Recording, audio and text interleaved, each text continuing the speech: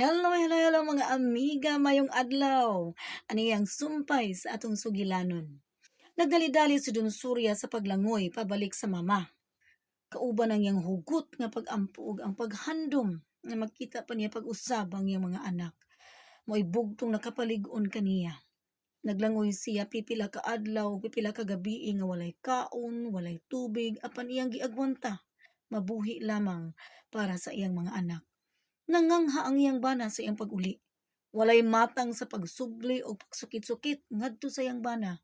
Hinuon iyang gipasuso ang iyang masuso nga anak ug iyang gihugot pagakos ang iyang 3 anyos nga anak.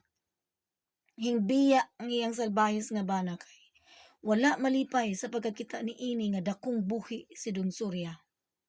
Pipila ka adlaw ang nilabay. Gisaysay ni Don Surya sa iyang inahan ang iyang paglakaw ug iyang gilimud ang iyang nasinati. Nay, ug kung ugaling di mo na ako igkita papag-usab, mahimo bang imong dalhon ang mga bata ngadto sa hunasan para mapasuso nako ug imong sangpito ng akong pangalan sa makatulo. Don Surya, Don Surya, Don Surya, tumigbaw ug tumigbabaw ka. Sa iyang pagpanugon ni Dagayday ang mga luha gikan sa iyang mga mata. Gilabay si Don Surya sa iyang bana sa lawod sa ikaduwang higayon. Isiguro sa paghigot ang iyang mga tiil ug ang iyang mga kamot para dili na siya makalihok ug dili na siya makalangoy papagbalik. Nagmalampuso ng iyang bana sa tinguha ni ini. Dili na to makabalik pang buhi si Don Surya. Wa nay sa gabal pa. Don Surya, Don Surya, Don Surya. Tumigbaw ug tumigbabaw ka. Masulubon nga sangpit sa iyang inahan ngadto kaniya. Nagdali-dali si Don Surya sa pagtumigbaw, nagpasuso sa iyang anak ug gigakos sa paghugot ang iyang 3 anyos nga anak.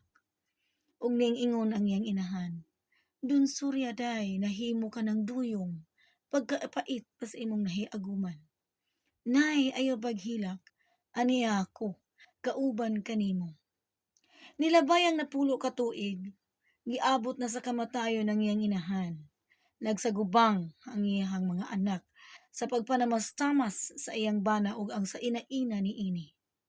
Ug din hinilang kutob, hangtod sa sunod higayon sa sumpay nining atong sugilanon. Daghang salamat.